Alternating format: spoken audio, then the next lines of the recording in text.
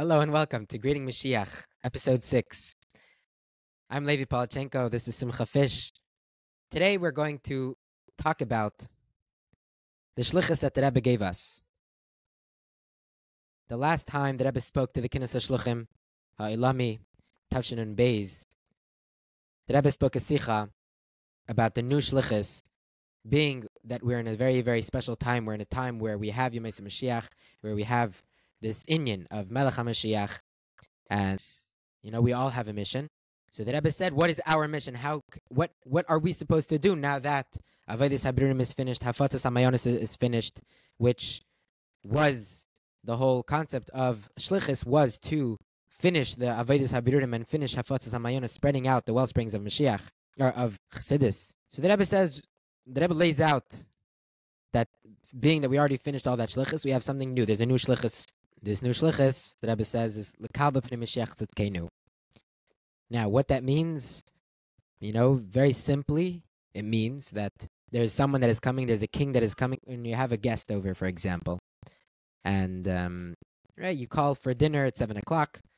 You're getting the house ready for the dinner. And at 6:50, you get a text message, I'm on my way. And you ask, what's your ETA? How long do you think you'll be here? And the person says, I'll be there in about 10 minutes. So what do you do for the next 10 minutes? Yeah, the whole time you've been cleaning the house, you've been preparing the dinner. You're not going to start preparing the dinner then. The dinner is ready, everything is ready. But now you have to start getting yourself not only mentally ready, but physically ready to greet the person that is coming. And so that is our shlichus. That is what we have to do. I think it's a good idea, being that we're talking about these things and they're not things that are coming from our own understanding and our own way of looking at things, but rather they come from the Rebbe. I think it'll make it easier to understand if we read, or we look inside to what the Rebbe said in the sicha, in that very sicha.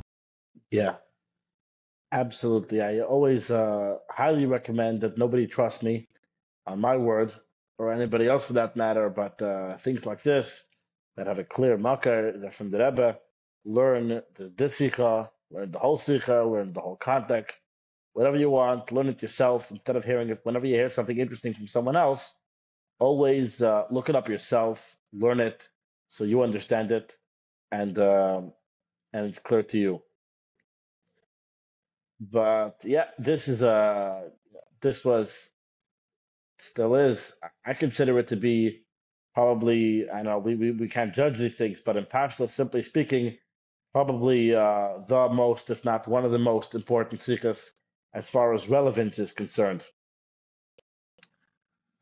This sikha is l'chayra, I don't know how we can measure these things, but in simple terms, the Rebbe here lays out the shlichus of our times. So it's incredibly important. It's not something that just another sikha like you have. There's I don't know how many sikhas there are in Parsha Chayesara, but also so this is one of them. No, this is the most the most fundamental sikha of our times, and therefore it's integral that everyone learn it and understand it. And if you don't understand it, ask, like the Alter Rebbe says in Tanya, ask people, ask mashpiyim. That's their job. That's why they're here. And if they tell you that it's Himmlish, tell them that's not a good enough answer. And really figure it out what exactly it means. So I don't pretend to know all of the answers or know exactly what everything means, but I can attempt to convey my understanding and how I see things, and see if it makes sense to anybody else. So, if you remember the Sikha the week before, the Rebbe drops a bombshell that we were successful in the Kiddush Levana asking for Mashiach, and therefore the Eibishter has actually sent Mashiach, and now we just have to be Mekabel Pnei Mashiach Tzidkenu. Who is this? This is the Ein Tzika Mashiach Shabadar, the being that we're finished Avodah, now Mashiach, now Hashem sent Mashiach, and we have to go greet him. And the Rebbe kind of left it at that. The next week is the Kinus Hashluchim. And the Rebbe starts off, we're standing here, because the Kinus then opened with the Rebbe's Sikher. The Rebbe says, we're standing at the opening of the Kinus Hashluchim, and we got to come out with what is the tafkid of the Shluchim in our generation. The Rebbe says, and specifically the Chiddush that came specifically more recently, and more recently means last week, the Kabul Pnei Mashiach Tzedkeinu B'Gula Mitzvah Shlema, because this was, that was the first time the Rebbe said that that's now the Shlichus that the Rebbe said last week, and the Rebbe says that is what we're speaking about. This is this new Shlichus. So the Rebbe says, let's talk about that basically. As the Rebbe says, there's always Kedushim and Shlichus. You have all the Mitzvahim.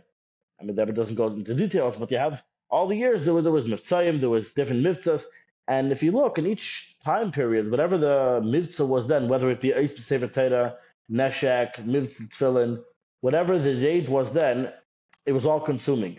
That was, so to speak, the shah that everything went through. So when the Rebbe was writing letters, he was writing, surely you're doing Neshek, encouraging about that.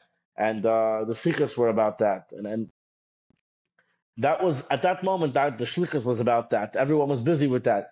Every Shlichus had its time, and that was the main focus. That even though everyone has a lot of activities, it all, so to speak, went through this pathway. And this is obviously, we're not the Rebbes, we don't know how this works, but this is all very spiritual. This is the shar through which the whole Shlichus goes through. So the Rebbe says, what we're talking about now is even bigger than that. I'm not just saying a chiddush like that, says the Rebbe. We're talking about a chiddush kloli ve'ikri, whatever that means. It's general and it's main, that it's not just another prat or another klal, says the Rebbe. This is an ikr and an Indian kloli. This is the most general, the most important thing in Yiddishkeit. We're preparing for the coming of Mashiach. And this has to take over every prat and every nekuda of the entire Shlichus. So every single part of the Shlichus, says the Rebbe, needs to be full of greeting Mashiach. And says the Rebbe, we spoke many times that we finished Kol HaKitzim, we finished all the Aveda, we're done everything, and we did Tshuva as well, famously, and we're standing ready to greet Mashiach. What does it mean, greet Mashiach? You always hear, we're going to go greet Mashiach with a Tanya, we're going to go with the Zohar, or we're going to give Shalom to Mashiach, or the kids are going to go in the front lines, they're going to greet Mashiach first. We have all these pictures in our mind, how it's going to work, but of actually greeting Mashiach. But you have to prepare yourself to greet Mashiach. You have to be ready to do that. So that was telling us, I think, it could be we're done earning that Mashiach should come, but he needs to come to a proper reception. When you had a new Rav come to a city, you made him a reception. There was a big feast. Everyone got ready. Everyone put on their Shabbos clothes. Everyone went to literally to go greet him as he was coming into the city. If you can imagine, he comes in and nobody cares, no one does anything. He's coming anyways. He's coming to be the Rav of the city, but it's not the Chavadik. So to speak, now we're in the Skufa. We have to get ourselves ready to go actually greet Mashiach. He's ready to take us out of Golos, and we gotta make ourselves ready. Says the Rebbe, that's what the Shlichus consists of now. To be ready, b'payel, to b'kabel zayin, pnei Mashiach tzedkeinu, b'payel mamish, in actuality. Till now, it was always some distant future thing that's going to happen that we waited for at any moment. But we don't know. We didn't know when Mashiach was going to come. We didn't know when we were going to earn it. So we were hoping we were doing mitzvahs to earn Mashiach, to earn the Geula, and then we'd go greet him. Says the Rebbe, now it's Ayin Peyel Mamish to get ready to go greet him because he's here. And says the Rebbe, so that's the Shlich. Says the Rebbe, therefore it's understood that is the point of this Kinus. And this is, in all the years after this, it's always written down, this is the official point of the Kinus, to come together and come up with eitzes and achlatas, how to fulfill the unique Shlichus of our time, Kabbalah's Pnei Mashiach Tzidkeinu. This is at the heading of every Kinus since then, I believe. This is where it comes from. So, Leji, what do you say about that? That is the Nesei of the Kinus. I think that's pretty big. It's the Rebbe was changing the game. The Rebbe was changing the whole goal, the whole reason as to why everything that we live, our entire life, is now different. The reason why we do things is now different. So I was having a discussion about this year by the Kinus, and we're trying to understand what is it. When you bring this to someone and you say that this is what the this is what the Rebbe said in the last Kinus, he was changing the game. Some people are trying to understand what does that mean. I don't understand what that means. It's not, you know, are we doing things different? Are we supposed to do things different? And what a lot of people do instead of asking, instead of trying to figure it out, instead of trying to put our heads together and brainstorming a way to really bring this about, instead what ended up happening was we just went our separate ways. You think you know what the Rebbe said, so you do what you think. I think that I don't know I don't really understand what the Rebbe said, so therefore I'm going to go to what I know, which is what the Rebbe had said for the past some odd years, 40 years, and we'll just do things the way we've known to do things, and that's generally what happened. If there's And I one think thing I that's most important, yeah, that everyone actually figure out what's going on over here. And the Rebbe said that being that this is now the point of the Shlichus, and what do you do during a Kinus Hashluchim is you put your heads together and you figure out a way to, whatever the theme was for this year's Kinus, put our heads together to make good hachlotes to implement those themes into our year.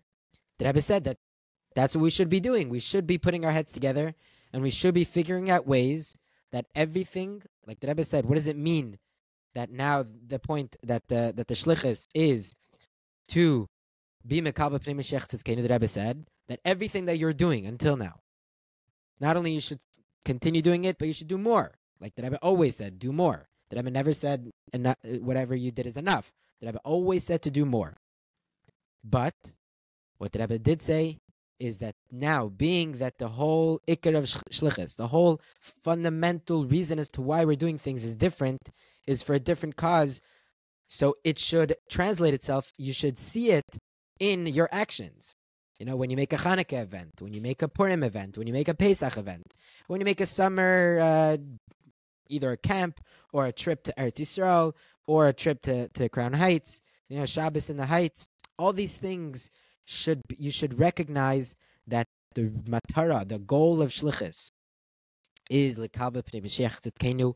So when you see a flyer, I think the easiest way to recognize what's the main thing about a person, what's a person trying to accomplish, you see it in the way they, either in the classes that they give, or in the way they give, in the way they make flyers, all these things. Yeah. A perfect example we had last year in Shnas Hakel. Last year in Shnas Hakel was the year of Hakel. So everything was, we're making a Hakel event. Purim, we're making a Hakel Purim. Hanukkah, every night of Hanukkah, we're making a Hakel event. Hakel was literally placed on every single flyer throughout the entire year because it's Shnas Hakel. It's the year of Hakel. So you see that there is a focus. I saw it also more recently, more on a more sadder note, with regards to the situation of Achenu b'nei Yisrael in Eretz HaKodesh. Certainly, as closer to the time after Simchas Torah, when the whole thing started, every event was in solidarity with our brothers and sisters in the Holy Land.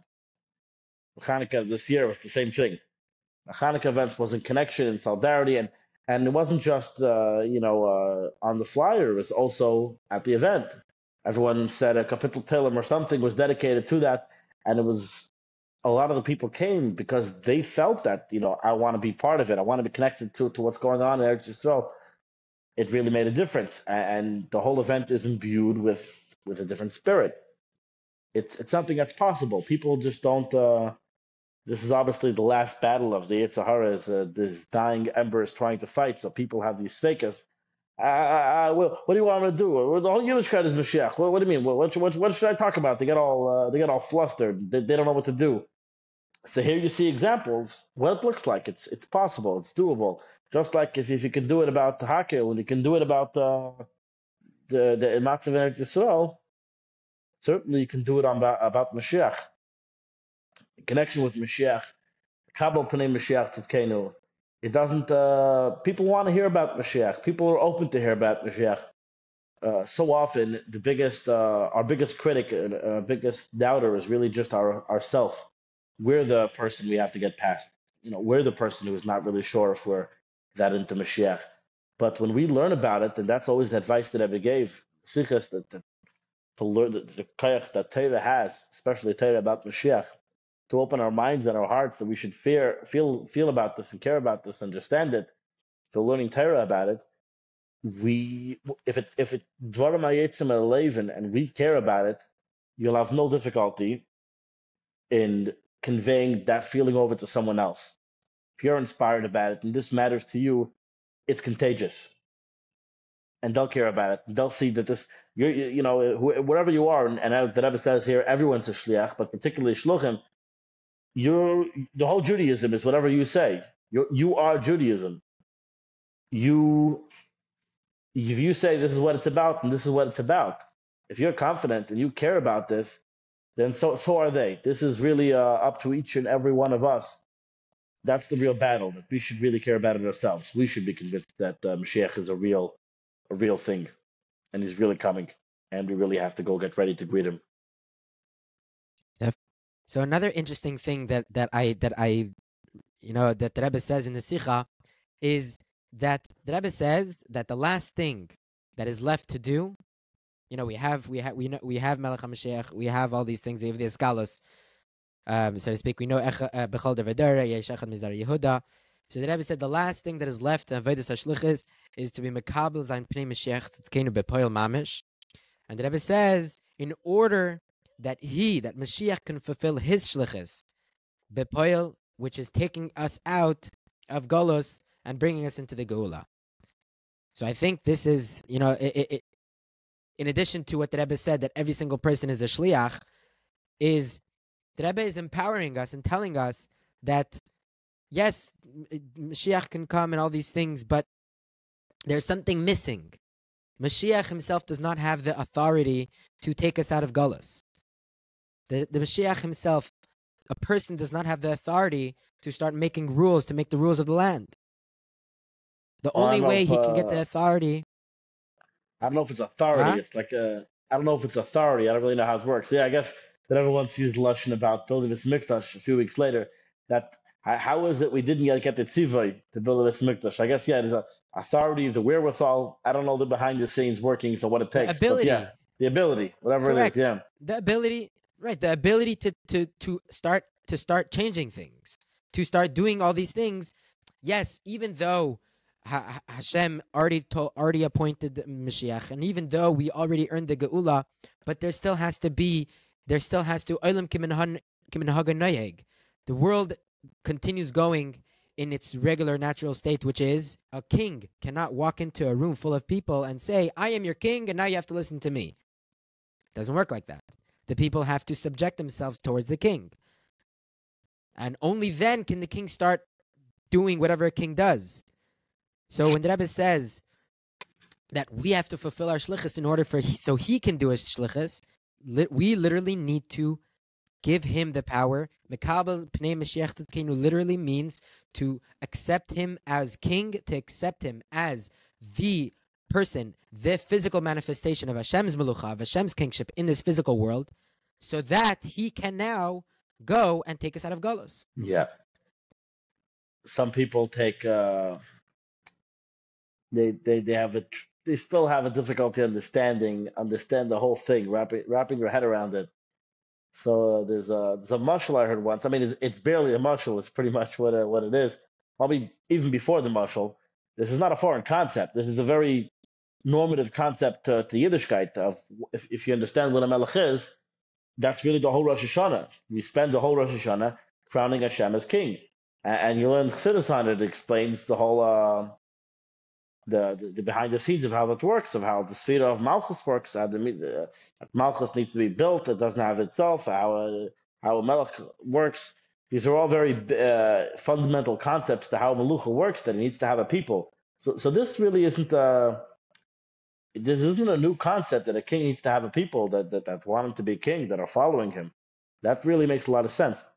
And so there's a mashal on this concept that a king, I say it's barely a mashal because it's the same story. It's about a king who needs to be king. That's really what Mashiach is. But he had one of these kings from a fairy tale, from the king who all the people love him and he grants everyone everything they want.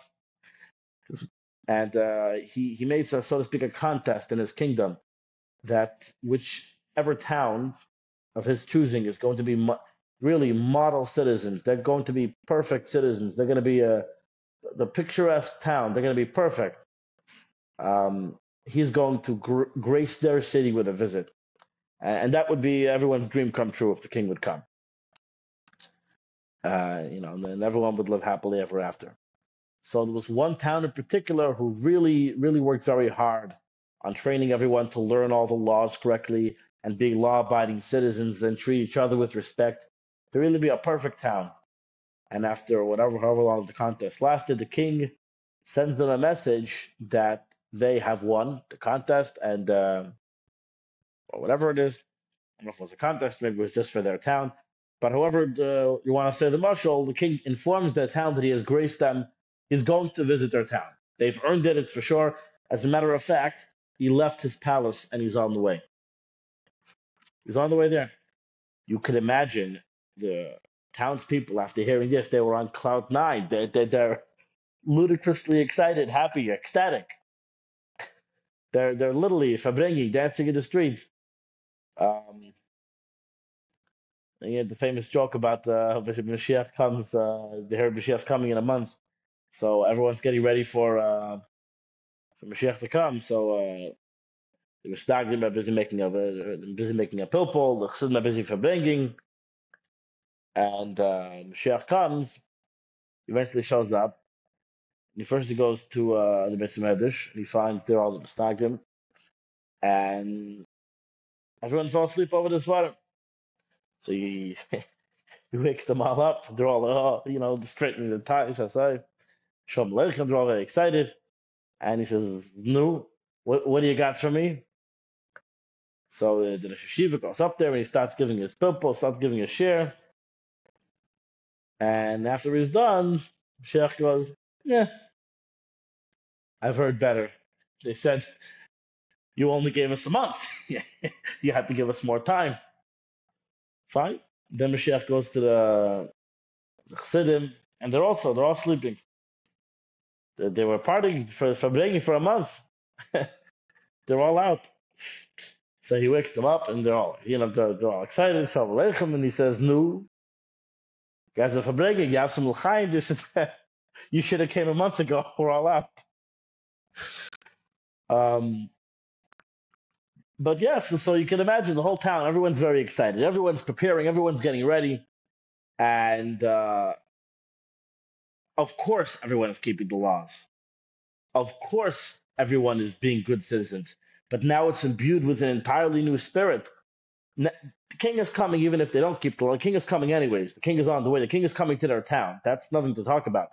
They've earned it. The king is coming. But what's different now is the whole spirit, the way they do everything, the way they wake up in the morning is different. The way they go to sleep at night is different. And if you can imagine, if a new person came to visit the town, he's coming to stay there, he's moving to town, imagine they would not tell him the king is coming. All they would tell him was about the contest and just tell him about being a good citizen so the king would come, without telling him the king is already on the way. It's ludicrous. The very concept is insane. You'd say this person is crazy. It's criminal not to tell the person that the king is coming. The whole point is to get ready right now. The king is. How do you greet the king? Well, what do you do? They're painting the streets. They're painting the houses. They're preparing for the king. They're laying it all out. The king is coming. They're making signs. They're learning how to blow the blood of trumpets. What's the royal trumpet thing? What's all the thing? The king is coming. It's so exciting. It's crazy. This is a dream come true. It's the same thing now.